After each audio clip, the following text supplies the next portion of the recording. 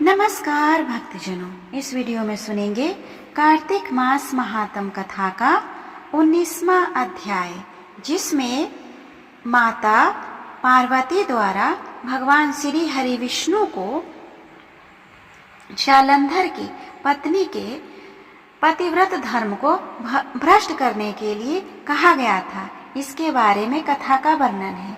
इसके पहले के वीडियो में आपने सुना होगा कि जालंधर ने माता पार्वती के पास भगवान शिव का रूप लेकर गया और उनका पतिव्रत धर्म भ्रष्ट करने की कोशिश किया, जिस पर माता पार्वती ने भगवान श्री हरि विष्णु से आकर ये अनुरोध किया। तो अगर आप वो कथा नहीं सुने होंगे, उसका वीडियो आपको मेरे चैनल के प्लेलिस्ट में मिल जाएगा, वहाँ से जाकर सुन सकते हैं। तो आइए विघ्नहर्ता श्री गणेश का नाम लेकर इससे आगे की कथा को सुनते हैं। श्री विष्णु मम हृदय में प्रेरणा करने वाले नाथ, लिखो महात्म कार्तिक, राखो सिर पर हाथ। राजा पृथु ने कहा, हे नारद जी, अब आप यह कहिए कि भगवान विष्णु ने वहां जाकर क्या किया तथा जालंधर की पत्नी का पतिव्रत किस प्रकार भ्रष्ट हुआ। नारद जी बोले, जालंधर के नगर में जाकर विष्णु जी ने उसकी पतिव्रता स्त्री वृंदा का पतिव्रत भंग करने का विचार किया। वे उसके नगर के उद्यान में जाकर ठहर गए और रात में उसको स्वप्न दिया। वह भगवान विष्णु की माया और विचित्र कार्य पद्धति थी, और उसकी माया द्वारा जब वृंदा ने रात में वह स्वप्न देखा कि उसका पति नग्न होकर सिर पर तेल लगाए महिष पर चढ़ा है, वह काले रंग के फूलों की माला पहने हुए है और उसके चारों ओर हिंसक जीव है, वह सिर मुड़ाए हुए अंधकार में दक्षिण दिशा की ओर जा रहा है। उसने नगर को अपने साथ समुद्र में डूबा हुआ इत्यादि बहुत से स्वप्न देखे। तत्काल ही वह स्वप्न का विचार करने लगी। इतने में उसने सूर्यदेव को उदय होते हुए देखा तो सूर्य में उसे एक छिद्र दिखाई दी। वह कांतिहीन था। उसे अपने अनिष्ट जाना और वह भयभीत हो रोते हुए छज्जे, अटारी तथा भूमि कहीं भी शांति को प्राप्त न हुई।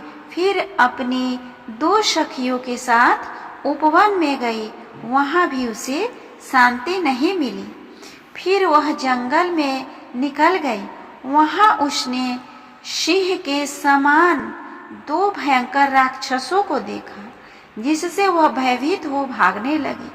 उसी क्षण उसके समक्ष अपने शिष्यों सहित शांत मौनी तपस्वी वहां आ गया। भयभीत वृंदा उसके गले में अपना हाथ डाल उससे रक्षा की याचना करने लगी।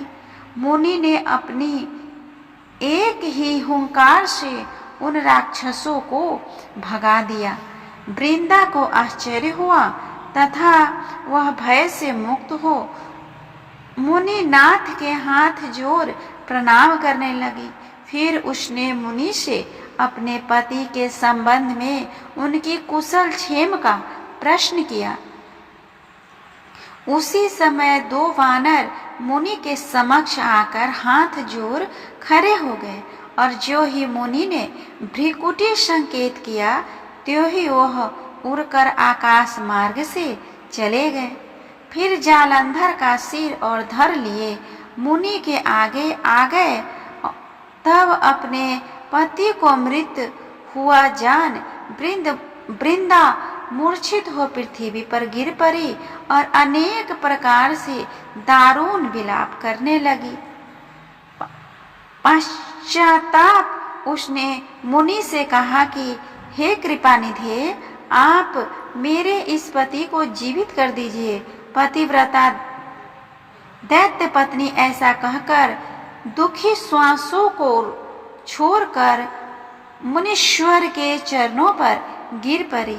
तब मुनीश्वर ने कहा, यह शिवजी द्वारा युद्ध में मारा गया है, जीवित नहीं हो सकता, क्योंकि जिसे भगवान शिव मार देते हैं वह कभी जीवित नहीं हो सकता। परंतु शरणागत की रक्षा करना सनातन धर्म है। इसी कारण कृपा कर मैं इसे जिलाए देता हूँ। नारद जी ने आगे कहा, वह मुनि साक्षात विष्णु ही थे, जिन्होंने यह सब माया फैला रखी थी। वह वृंदा के पति को जीवित करके अंतर ध्यान हो गए। जलंधर ने उठकर वृंदा को आलिंगन किया और मुख चूमा। वृंदा की पत्नी को जीवित हुआ देख अत्यंत हर्षित हुई और अब तक हुई बातों को स्वप्न समझा। तत्पश्चात वृंदा सकाम हो बहुत दिनों तक अपने पति के साथ विहार करती रही। एक बार शूरत एवं संभोग काल के अंत में उन्हीं विष्णु को देखकर उन्हें ताड़ित करती हुई बोली, हे पराई स्त्री से गमन करने वाले विष्णु, तुम्हारे शील को धिक्कार है।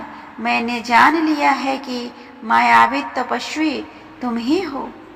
इस प्रकार कहकर कुपित पतिव्रता वृंदा ने अपने तेज को प्रकट करते हुए भगवान विष्णु को श्राप दिया। तुमने माया से 2 राक्षस मुझे दिखाए थे, वही दोनों राक्षस किसी समय तुम्हारी स्त्री ला हरण करेंगे। सर्पेश्वर जो तुम्हारा शिष्य बना है, यह भी तुम्हारा साथी रहेगा। जब तुम अपनी स्त्री के विरह में दुखी होकर विचरोगे, उस समय वानर ही तुम्हारी सहायता करेंगे।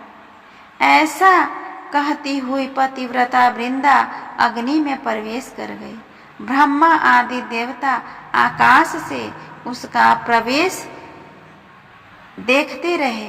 वृंदा के शरीर का तेज पार्वती जी के शरीर में चला गया। पतिव्रता के प्रभाव से वृंदा ने मुक्ति प्राप्त की। इस तरह हमने सुना कार्तिक मास महात्म कथा का 19वां अध्याय। आप सभी को यह व्रत कथा कैसा लगा प्लीज कमेंट करके बताएं, और अगर अच्छा लगे तो कमेंट बॉक्स में हरे कृष्णा लिखना ना भूलें। तब तक के लिए मिलते हैं अगले वीडियो में। आप सभी पर भगवान श्री हरि विष्णु की कृपा बनी रहे।